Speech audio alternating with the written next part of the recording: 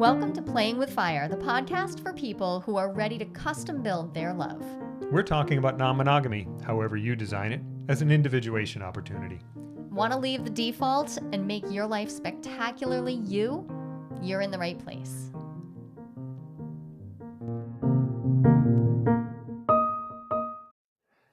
We got a fun question, nice, straightforward, simple question from a bunch of different people, from listeners, from the year of opening. Here it is. Why get married? Oh, that's a super simple question. Sure. Super simple question. Well, it is. Short answer, don't. I mean, if you don't want to, If you don't want to, don't. Absolutely. But I don't think that's not in the spirit of the question, is it? I think that's true. I think they're looking for some more nuance. Okay, so full disclosure, we are married. Yep. So we might look like we are that we're pro-marriage. We're not pro-marriage. We're not biased in this direction. Oh, we're definitely biased. We cannot overlook our bias. All right. We absolutely are. We're married, and we've both been married before. And So I think that absolutely gives us bias. However, that doesn't make us unsuitable to answer the question. All right. Well, that's true because everybody has bias about all the time, all kinds of stuff. So yeah, good. Thanks for calling that out. So I think that for me, I have to answer this question both on a personal level as well as on like a social level. Like I can take this on as both a professional and as a person who considered it myself. Because for years, so I got married very young. I got engaged when I was 17. I got married when I was 20. And I remember as a young person being married, I was very proud of being married. And I thought I was doing all the things I was supposed to do. And then when I was 32, I got divorced, 33, right just before my 33rd birthday. Mm-hmm. And then I hated marriage and I was like, it's bad. Marriage is bad. I made marriage the fall guy. Definitely went into a time, both of us individually went into a time of marriage is the problem here. Right. So I didn't have a good time extricating myself from a legal marriage, nor from the emotional components of that marriage.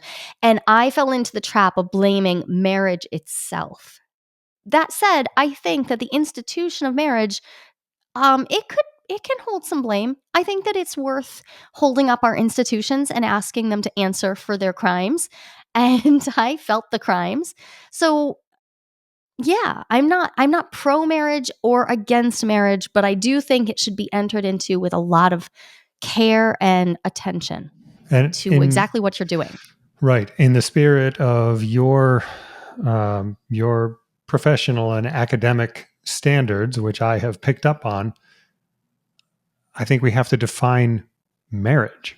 Sure. When someone asks me why get married, I can answer why I got married because I know exactly what married means for me in my relationship with you. Yeah, but could you say that about the first time you got married? No, definitely not. Yeah. Definitely not. And I certainly can't say it about anybody who asks me the question. Right. So not even you. I think I would need to say, well, what do you mean? Oh, yeah. So, okay, let's then start from the premise that when someone is asking the question personally, if you are listening to this and thinking, why get married? Or perhaps we could even expand this. Why stay married? Why be married? Because that is the larger question that I get from people all the time. Yeah. If you're going to be non-monogamous, why be married at all? And here I am being a non-monogamous married person. So there are a lot of reasons why, and there are plenty of reasons why you might not. Yep. But when I think about marriage, I think about first and foremost the legal institution, the legal contract that we call marriage in modern Western culture. Right? Like there's this thing that we call marriage. It is an actual binding legal contract that I sign that is verified by the states that I live in the United States of America. It comes up at least once a year at tax time. Right. What is your filing status? It changes a status that I have. It also grants me status and privilege. Yep. So one of the reasons to get married is all of the benefits it gives me. Right? Marriage is a privileged state in the country that I live in and in the state that I live in that country. And so I will be really honest, one of my personal reasons for being married is it makes the simplicity around inheritance, sharing of property, and sharing of healthcare and insurance and all of that. It makes it straightforward and simple. So it is the lazy way out for me to get access to those privileges, to be married to a person that I trust. And I think that that sucks. I don't Yeah. like that as a It's legal reality in my culture, but it is. it's a legal and economic uh, construct. Right. Mhm. But that's not the only thing we mean when we say married. I mean, when I say we, um, there's a there are so many other ways we can be married. I mean, for one thing, there's common law marriage, so there are legal ramifications to sharing a domicile with someone. Then there's the like a personal marriage ceremony or a commitment ceremony there that may or may not have that legal binding. Then there's the social construct of what is it to be married in the eyes of my social peers. Right. Because even before you and I were married, in fact, yeah, at the beginning, I remember announcing our engagement, and one of our clients just looked me deadpan and said, "You're not married already?" I was like, "Oh no, this is exciting news. We got engaged." And she just, it What do took you her, mean? it took her Mm. days. It was But you're 5 to 7 already business married. Yeah, days. I remember She was that. she was like, "You have 7 children. What are you talking about?" Um, yeah. So you can have some of the social benefits, as it were, and burdens of being married just by being in a long-term relationship, because monogamy is the default presumption, and Yeah. marriage and long-term monogamy wind up getting conflated in this culture. So we could peel out the idea of like, oh, okay, there's the legal piece, then there's the social piece, then there's the spiritual slash soulful slash romantic, like I want to commit to you, to some person. And to me, these are all separate but interlocking, interwoven components of I what think so. makes Yeah. marriage, modern marriage. And and I know of people in my life who have gotten married because of completely personal reasons. And the way I know that is because they didn't tell anybody. They just did it for You mean they didn't tell themselves. anyone they were married? They just did They it. they didn't tell anybody they were going to, and they didn't tell anybody afterwards. They just went and got married. So that was a very personal thing. You and I didn't do that. We did a social thing, and for me, that was on purpose because I wanted to represent my my commitment and value to you of you You to wanted to sing. You just wanted to sing. don't Okay, deflect. Don't Ken sang deflect. Ken sang in our wedding. I And no, did. no, I I did. there is a performative. I made a joke, Oh, but there's a yes. performative piece, Yep. right? When we Because it was have social, and so it was. Mhm. a wedding isn't a marriage, but at a wedding there's this social component for many of us, for the vast majority of us, of now I'm being witnessed in my promises, my commitments that I am making to this person. And we chose a social commitment. Even we hadn't even decided whether we were going to Yep. sign the legal document until after the wedding. We were like standing there afterwards, still debating, do we do it? Are we sure? Because the social commitment, and we also knew, I think that points to just how valuable the social piece can be, because you and I had struggled with having our relationship invalidated. So many people Right. saw us as Yep. not a real couple because of all the circumstances that went into getting us to where we were. And so I wanted what I called then a grand gesture. I wanted to be witnessed as relating to you. I wanted to be in Yeah. connection to you. And I wanted specifically my family to witness that, because I had felt like they were incredibly dismissive of the commitment that we had made to each other. Um, So I wanted it. And it didn't actually matter to me whether we legally got married because I knew none of them was going to care or follow up. Because That was nobody was going all to ask. about No one was ever going to know. the So, mhm, performance, the performance. performance. Um, so I think the first question I would ask someone in return to why get married is, can you sit with that question and give yourself an answer? Can you write out an answer? Um, Most people find that when they're writing their vows, because nowadays it's very common to write your own vows, in there is your answer. Like if your vows are entirely snarky and rude and or like you don't have any vows to make to each other, I would I would question whether you really need to get married. What's the point? If you really are doing it, you might as well at that point think about it just as a legal contract, which again, yeah, sure. You might want to just do it for the privileges and you get to, but you also don't have to. You know, what about the getting clear about your values? Like what are your values That's what I was around thinking, sitting marriage? there. Yeah, I was imagining, okay, I'm going to write some vows.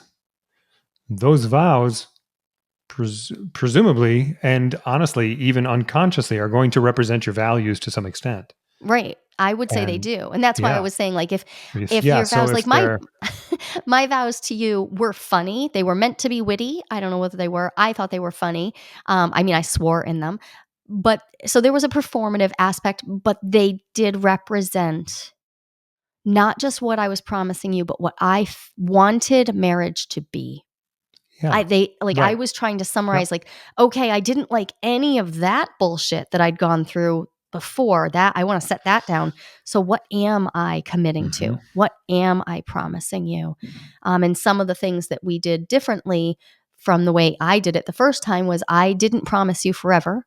Right. I promised to stand by you every day that I wanted to. Yeah. And I also promised to love you in the face of not liking you. And those were things that I felt I could uphold from where I from where I was with all the wisdom of a divorce behind me. And it changes. I mean, every time we revisit our every 3 years, you and I do a full renegotiation, which is essentially like renewing our vows. Yep.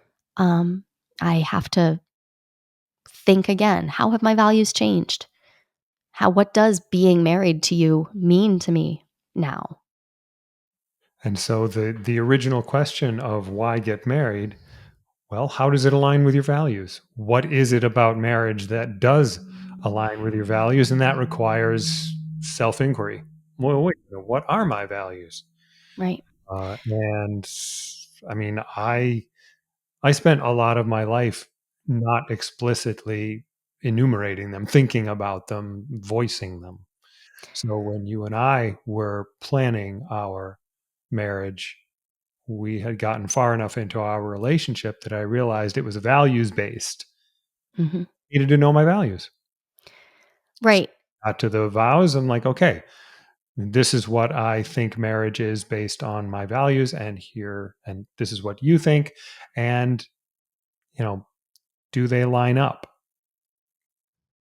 They do for us, but why For get? now. Because for now, yep, because we grow and we change, and so if you have someone that you're thinking our values line up, dig So into that so that could be a reason. uh, your values misaligning could be a reason not to get married, but your it. Mhm. values aligning isn't a good enough reason to get married. No, no, it's not I wouldn't sufficient. say. I Yep, mean, I agree. I think, there's your conscious values, there's the way you live your values, and then there's your aspirational values.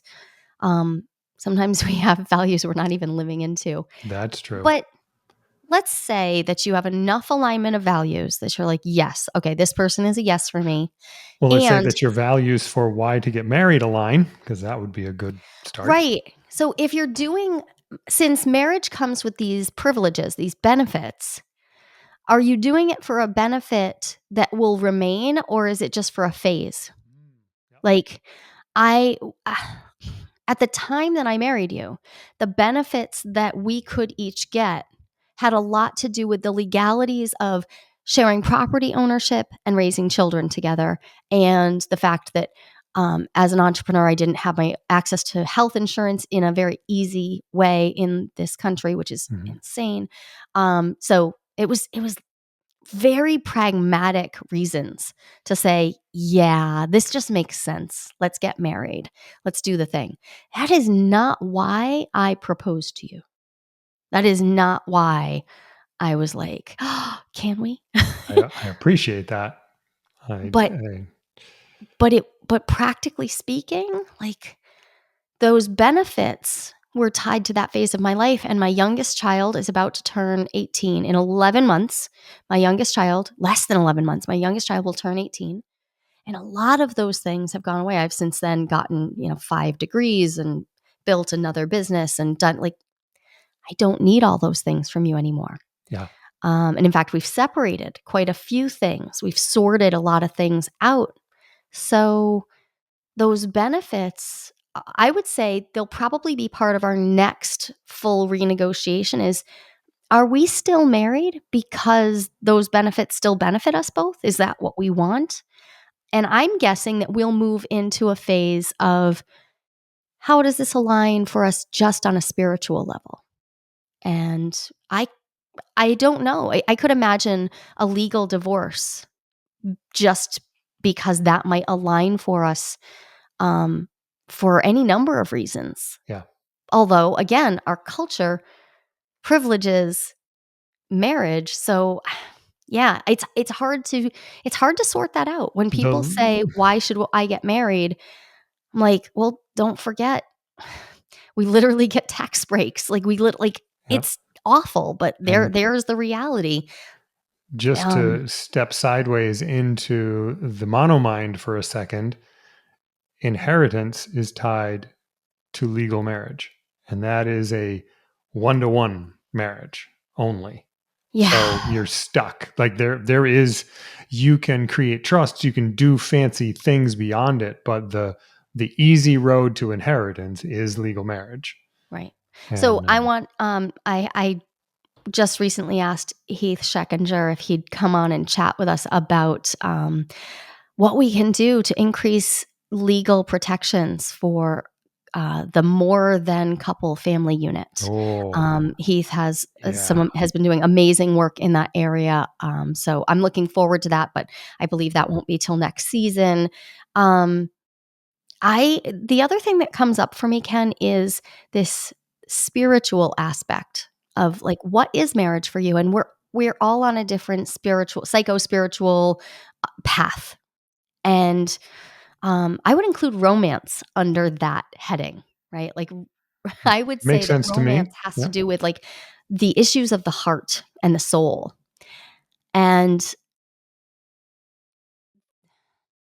marriage, whether we're talking, like, if we set aside for a second the legal piece of it, creating a commitment ceremony, like humans do ritual.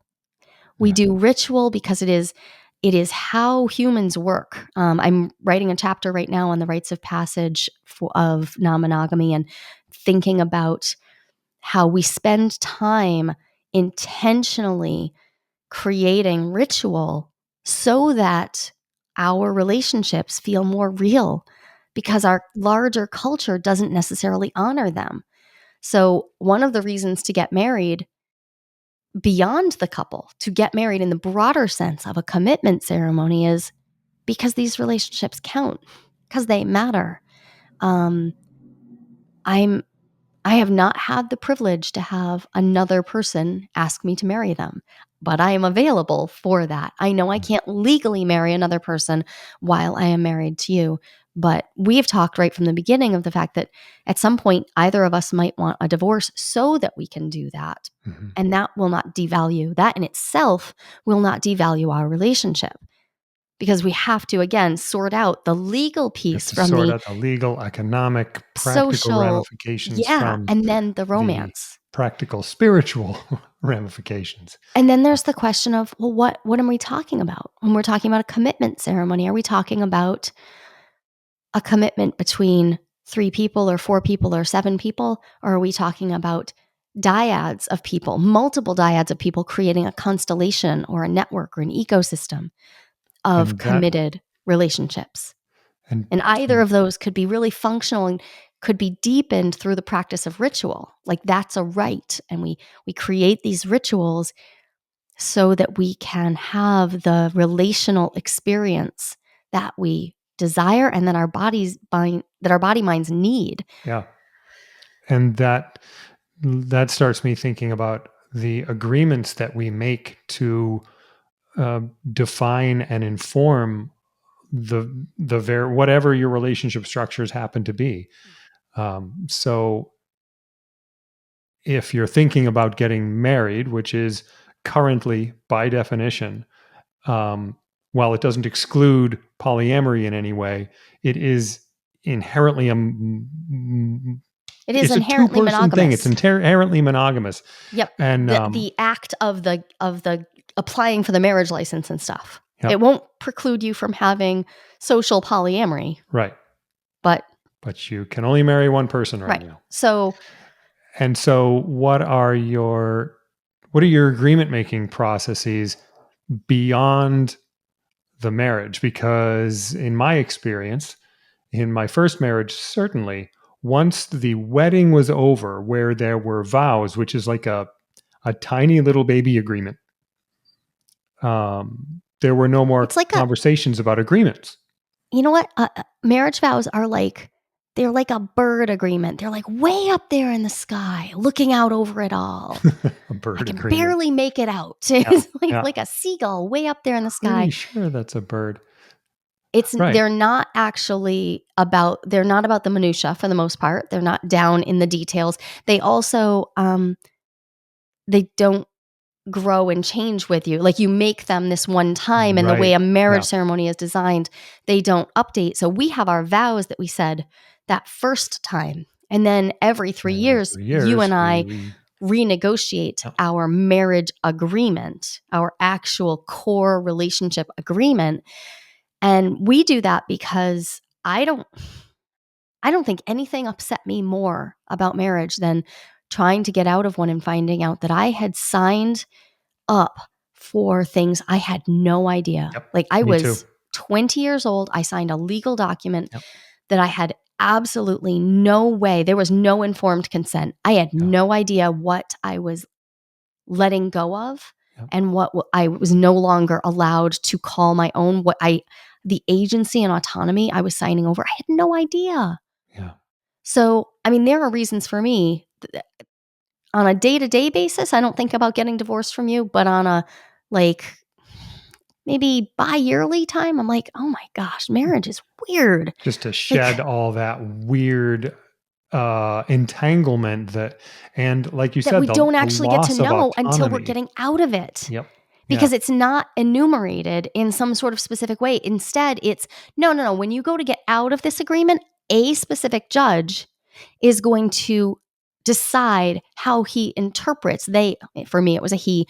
They interpret the non-agreements that you had, Yep. and the agreements that you had, and then interprets the law, and then decides how your rights will move forward. And that freaks me out. Even Yep. though I love being married to you, it Yep. does It genuinely is freak me out that totally. it's not that I can't really write an agreement that I agree to, and yet it's kind of necessary.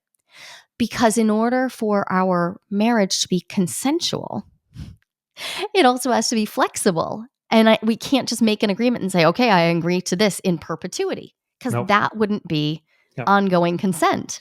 Yep. So we're in a really rough spot here where, to my mind, we need to think about marriage as something that is a continual negotiation. Mm-hmm. And to answer that question, why enter into a continual negotiation with a particular partner? I mean, because it's awesome. That I am a full yes for that. It is so amazing to me to be in the negotiation and to be able to renegotiate with my partners in order to allow all of us to grow and to become different people. Yeah. Yep. That chef's kiss. Love it. Love it. So That's a good reason. And yeah, that is a good reason. And I'm holding that up against, okay, so let's say we didn't get married. Let's say we just stayed friends. But both of our experiences of friendship have shown that the kind of commitment to negotiation and um, deep introspection and what is it, extrospection, deep investigation into the other, um, it it's not the uh, modern cultural definition of friendship. It's not part of it. Not Some people everyone's do it, available for that. but Yeah, not everybody is available to it. So, that has been my um, experience. and so our marriages are kind of a container that theoretically can hold that. So that's interesting. I thinking about how friendship is the basis for all of my relationships. Friendship is what I think of as the base unit of relationship, even if it's super casual sexual relationship. Yep, if there's not some level of like honoring each other's being enough that I could be like, yeah, we're casually friends. I'm eh. But friendship also doesn't come with any particular clarity around exactly what we're creating. So one of the reasons that I would say yes, get married is because agreeing to get married Mm, or agreeing to stay married to me is about agreeing to get really intentional. yeah, So if by should we get married, you mean should we get really intentional about exactly what this relationship is for and what we want to do together and how we're going to show up for each other as we change and what we'll do if we change in a way that makes it so that you know what, we should part. Maybe we can even get intentional about what a parting might look like. mhm. I'm all in for that. But y'all get to do you. Like get married for whatever reason you want, but those are good reasons from my perspective.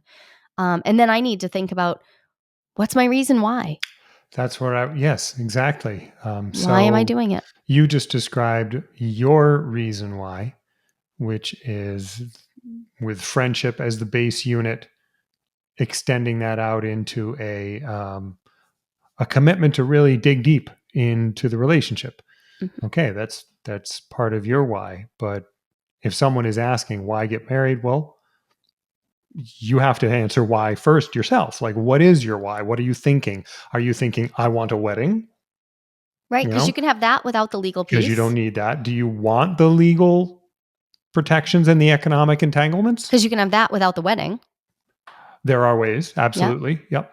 And And do you want that social or do you want the legal capital of being right? Or married? do you want the legal piece without the actual marriage piece? In which case, there are other kinds of partnerships. Yep. I just heard it was actually Heath talking about oh my goodness, a responsibility union.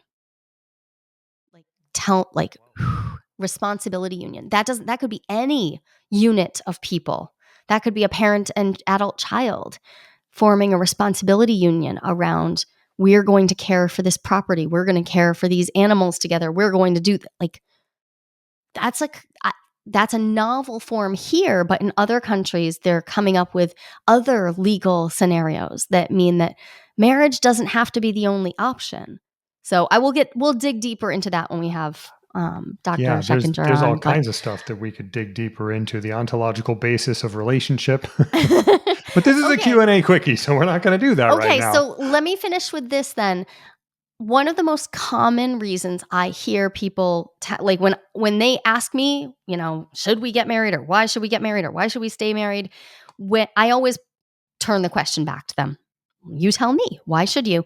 The most common response I hear is some variation on cuz I want them to know I'm their person. I'm their person. And I hear a lot of people who are polyamorously inclined be like, this isn't a I'm their person singular, but I really want them to know that like I'm all in for them. And it's one of the ways humans do that is by creating shared social meaning through ritual, ceremony, and witnessing. Hmm. Um, and one of the ways that we do that these days is by changing our relationship status on our social media, That's true.